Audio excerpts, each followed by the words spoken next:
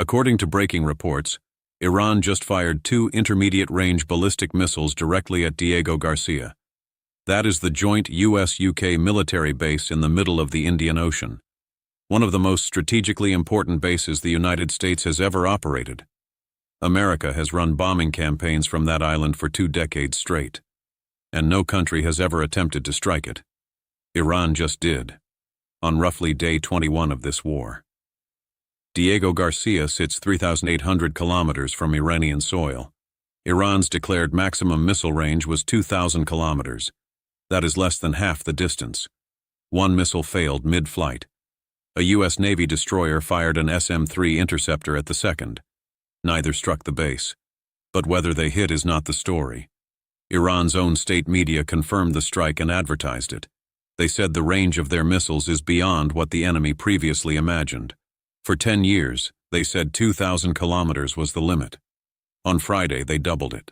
Over the next few minutes, I'm going to show you exactly how Iran reached a target 3,800 kilometers away, why Western intelligence knew this was possible and chose to downplay it, what an IDF general said this morning about London, Paris, and Berlin, all now sitting within confirmed Iranian missile range, and most critically, what Iran may still be hiding. Because the Diego Garcia missiles were not the most alarming disclosure this week. The most alarming disclosure is what Iranian officials said about their capabilities 6 weeks before this war started. And nobody in Washington has answered for it. Subscribe right now and hit the bell. Because what you are about to hear about Iran's concealed missile program is confirmed by the Jerusalem Post, Hudson Institute, MEMRI, the DIA's own 2025 assessment, and statements from senior Iranian officials that were published and ignored before the first bomb fell on Tehran. By the end of this video, you will understand not just what Iran fired at Diego Garcia, but what it may still have that it has never publicly disclosed. Now, here is what Iran's state media did not pretend. The IRGC issued a formal statement claiming direct responsibility for the strike. They stated the missiles were engaged at approximately 2:50 a.m. local time from Iranian territory. They said the range of their missiles is beyond what the enemy previously imagined. They said the 2,000-kilometer limit was always Iran's choice to impose, not a technical ceiling.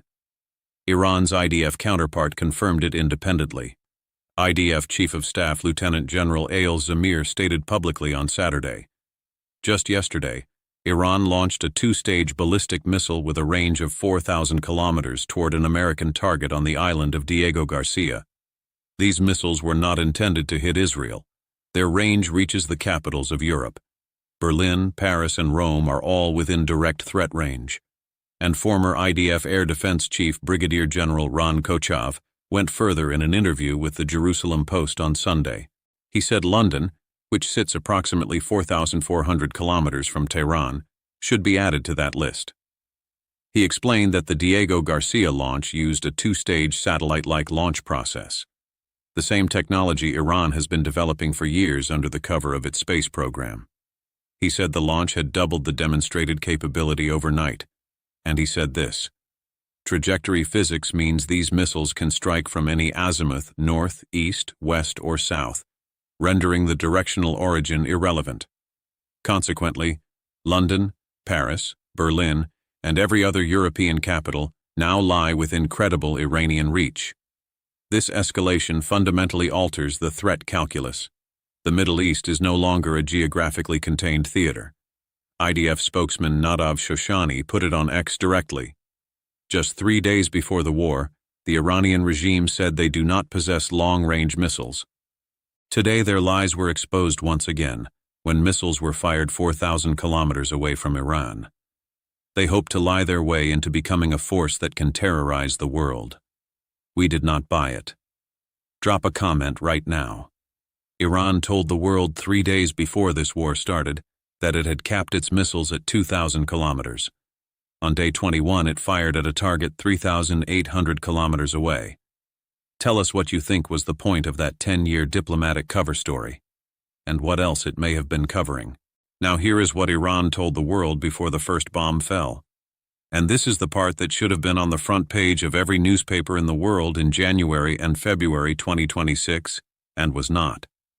MEMRI, the Middle East Media Research Institute, published this timeline in detail. On January 19, 2026, 6 weeks before the war, Iranian professor and Russia expert Mehdi Saif Tabrizi wrote on his public X account that Iran had conducted its first test of an intercontinental ballistic missile with a range of 10,000 kilometers. He included video. On October 31, 2025, IRGC General Rahim Noé Aghdam warned publicly that Iran will target the heart of America with its ICBMs, adding that Iran had recently tested weapons with ranges from 13,000 to 23,000 kilometers. The distance from Tehran to the east coast of the United States is approximately 11,000 kilometers. And on September 20, 2025, Iranian parliament member Mohsen Zanganeh said publicly that Iran had successfully conducted a security test of one of its most advanced missiles and an ICBM. These statements were made, they were recorded, they were published, and the Iranian government dismissed them as unofficial. But they were made by a professor, a retired general, and a sitting parliamentarian. They were not random social media noise. They were a pattern. And the IDF now believes the Diego Garcia launch used exactly the two-stage technology that Brigadier General Kochav described. The same technology Iran has been developing under the cover of its civilian space program for years. The space launch vehicles that the IRGC has been testing for the Chamran-1 satellite program have a second stage. Add a warhead, adjust the trajectory, and you have a missile that can reach Diego Garcia, London, or with further development, New York. If this is connecting the Diego Garcia strike to a timeline of disclosures that nobody in Washington assembled before the war started, share this video right now. Because the question is not whether Iran fired at Diego Garcia. Both the UK and IDF confirmed it. The question is what else Iran has been testing in secret that follows the same pattern as the 2,000-kilometer lie. Now here is what the West knew and chose to downplay. The Council on Foreign Relations, the Arms Control Association, the Hudson Institute, and the DIA all had pieces of this picture. The DIA's 2025 assessment concluded that Iran did not have ballistic missiles capable of hitting the United States at that time. But it added that Iran could have 60 ICBMs capable of striking the U.S. by 2035 if it made a determined push.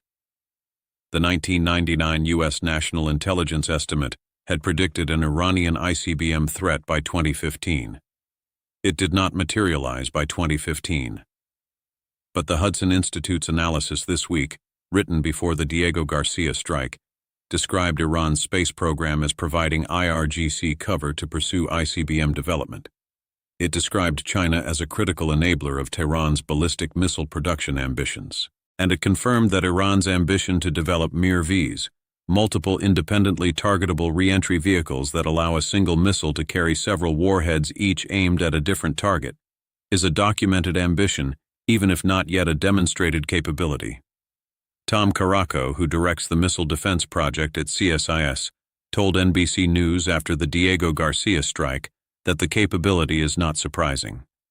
What changed is that Iran finally revealed it. The Diego Garcia strike, in his words, would seem to be the moment they stopped hiding it. Now let's go back to the technical story. Because the weapon that enabled Diego Garcia is the same category of system that connects to everything we know about Iran's hidden arsenal. The Khorramshahr-4, also known as the Khaybar Sheikhan, is Iran's heaviest ballistic missile in its publicly acknowledged arsenal. Tehran says it carries a 1,500-kilogram warhead over 2,000 kilometers. But the physics of that missile tell a different story. The Khorramshahr family is built on a platform derived from North Korea's Hwasong-10, which itself is a modified Soviet R-27 submarine-launched missile. The Hwasong-10's estimated maximum range is 4,000 kilometers. Iran Watch assessed before this war that the Khorramshahr family could reach longer ranges with a lighter warhead. France, Germany, and the United Kingdom submitted a joint letter to the UN Security Council in 2019, warning that one variant equipped with a lighter warhead of around 750 kilograms instead of 1,500 could reach approximately 3,000 kilometers. Reduce the payload further and 4,000 becomes not just plausible but expected. The Khorramshahr-4 uses a hypergolic liquid propellant engine called the IRBM. Hypergolic means the fuel and oxidizer ignite on contact with no spark required. That gives the missile a launch preparation time of under 15 minutes and allows it to sit fueled in its canister for up to 3 years. These are not weapons requiring hours of setup before firing. They can be rolled out and launched before surveillance satellites complete an overhead pass. Subscribe and turn on notifications right now, because the additional section coming up covers what Iran still has that it has never officially disclosed. And the answer involves 3 categories that no CENTCOM press briefing has addressed publicly. Underground missile cities at depths of 500 meters, a production capability that was running during this war despite 7,000 American strikes, and a nuclear weaponization track that even the IAEA only partially mapped before the bombs fell. Now Diego Garcia is not some minor outpost. It is a key long-range bomber hub that has supported major U.S. air operations for decades. B-2 Spirit stealth bombers and B-52H Stratofortress aircraft operate from its runway. Nuclear-powered submarines dock in its lagoon. Guided missile destroyers rotate through its waters. During Operation Enduring Freedom and Operation Iraqi Freedom, this island served as the primary staging ground for long-range strike missions across the Middle East and Central Asia. The U.S. military has used Diego Garcia to project force across 3 continents for over 5 decades. Not once in those 60-plus years has any country attempted to strike it. During the current conflict, B-2 bombers have been photographed departing Diego Garcia loaded for combat missions against Iranian targets. The island is not just a relic of the Cold War. It is an active launch platform in this war. Right now. Today. And Iran just targeted it. Roughly 3 weeks into Operation Epic Fury, the ongoing U.S. and Israeli campaign that began on February 28th, that killed Supreme Leader Ayatollah Ali Khamenei in its opening hours and has since expanded into a full-scale regional war, with Iran firing over 2,000 drones and more than 500 ballistic missiles across the Gulf in retaliation, hitting targets in Israel, Iraq, Kuwait, Qatar, Saudi Arabia, and Bahrain. The timing of the Diego Garcia strike is not random. It is precise. Hours before the missiles were detected, Iran's foreign minister posted a direct warning aimed at British Prime Minister Keir Starmer. He accused London of endangering British lives by allowing U.S. forces to operate from UK bases against Iran. Starmer's office had just confirmed that ministers approved the use of Diego Garcia and RAF Fairford in England for what they described as specific and limited defensive operations. The UK offered Diego Garcia as a platform. Iran fired at Diego Garcia as a response. The sovereignty of Diego Garcia itself is already contested. The UK agreed in May 2025 to hand the Chagos Islands, where the base sits, to Mauritius under a 99-year leaseback. The International Court of Justice ruled the British occupation unlawful back in 2019. Trump has called the deal an act of great stupidity, so the base is politically fragile, legally disputed, and now physically targeted. Here is where it gets uncomfortable for both sides. CENTCOM stated that Iran has retained only 8% of its original missile capability. He added that the United States has built the most extensive air defense umbrella in the world over the Middle East. But think about what that means in context. If Iran is down to 8% of its arsenal, it just spent 2 of its most advanced remaining weapons on a target 3,800 kilometers away. Not on a closer base in Qatar or Bahrain, where the tactical return would be immediate. That is not desperation. That is a calculated statement. Tehran chose range over damage. It chose demonstration over destruction. And it did this while simultaneously launching cluster munitions at Israeli population centers, striking oil refineries in Haifa, and on the same day that U.S. and Israeli forces hit the Natanz uranium enrichment facility. Iran is fighting on every axis at once, 3 weeks into a war that was supposed to end in days. Meanwhile, the UK Ministry of Defense confirmed the strike was unsuccessful, but offered almost nothing beyond that. Their statement called Iran's attacks reckless. Brent crude closed Friday at $112 a barrel, its highest since July 2022. 22 countries have now issued a joint condemnation of Iran's closure of the Strait of Hormuz. through which 1/5 of the world's oil supply normally flows. But neither the UK nor America has addressed the intercept question. The Pentagon will not confirm whether the SM-3 actually destroyed the second missile, or whether it also failed on its own. That silence is significant. A confirmed intercept at that range would be a powerful talking point. The absence of confirmation suggests either the data is inconclusive or the outcome does not support the narrative they want to project. SM-3 interceptors cost between $10 and $15 million per unit. The U.S. has a finite stockpile. Everyone spent defending a remote island is one fewer available for a carrier group in the Arabian Sea. Now here is what Iran is still hiding. And this is the section that no official briefing has addressed. 3 categories. The first is underground infrastructure. Wikipedia's Iran ballistic missile program page confirmed this week that Iran has missile bases in all provinces and cities throughout the country, with many at depths of 500 meters underground. The locations of many of these bases remain classified for security reasons. CENTCOM has struck more than 7,000 targets in 3 weeks. It has not destroyed what is buried 500 meters beneath the surface. Those tunnel complexes, the ones the IRGC broadcast footage of before this war began showing hardened corridors packed with missiles, remain operational. The IRGC General Ali Mohammed Nayani confirmed it directly to IRNA this week. The country is producing missiles even during war conditions, which is amazing, and there is no particular problem in stockpiling. That statement was made on the record. During an active war, after 7,000 American strikes, production from approximately 300 missiles per month before the war has been reduced to an estimated 40 per month according to Atlantic Council analysis. But 40 per month is still 40 per month. It is still coming out of facilities that are somewhere underground in Iran, that no satellite has located and no bomb has reached. The second category is nuclear weaponization. The CFR confirmed this week, citing IAEA reports, that in May 2025, the IAEA concluded Iran had carried out undeclared nuclear activities at 3 previously unknown bases: Lavasan Shian, Turkuzabad, and Varamin.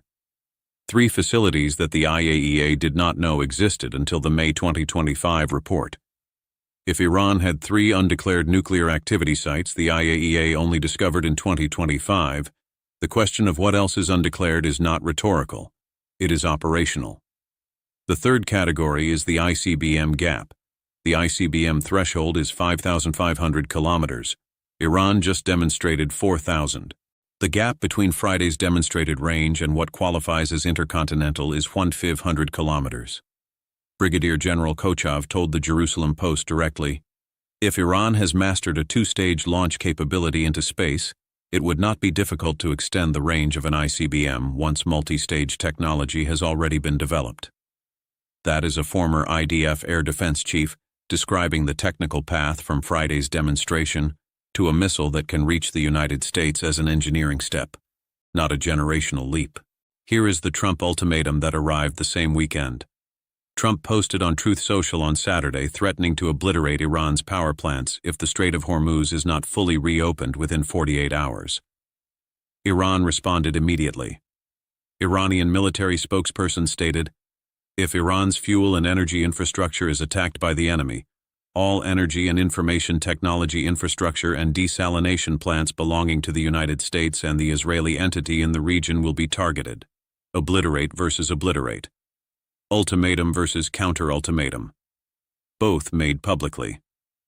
On the weekend that 2 Iranian missiles traveled 3,800 kilometers to the middle of the Indian Ocean. On the weekend that the IDF chief said Berlin, Paris, and Rome are within range. On the weekend that a sitting U.S. president is on Truth Social threatening to destroy power plants in a country that just demonstrated it can reach targets 4,000 kilometers from its border. This is not a controlled escalation. This is a 48-hour ultimatum exchanged between 2 nuclear-armed alliances during the most dangerous naval standoff since the Cuban Missile Crisis. Drop a comment below right now. Trump issued a 48-hour ultimatum. Iran threatened to obliterate U.S. and Israeli desalination plants in retaliation. The IDF chief said European capitals are now within range, and Iran's own officials claimed an ICBM test with 10,000-kilometer range 6 weeks before this war started. Tell us what you think the next 72 hours of this war looks like. Because the gap between what has been disclosed and what may still be hidden just became the most important unknown in global security. The expectation was that Iran's missiles topped out at 2,000 kilometers. The reality is 3,800 and climbing. The expectation was that Diego Garcia was untouchable, too remote for any adversary to threaten. The reality is 2 inbound missiles on a Friday morning. The expectation was that Iran retained only 8% of its capability after 3 weeks of sustained bombardment. The reality is that Tehran spent its most advanced remaining assets on the single highest value, longest range target it could reach. The expectation was that European capitals sat beyond the threat horizon. The reality is that London, Paris, Berlin, and Rome are now closer to Iranian launch sites than Diego Garcia.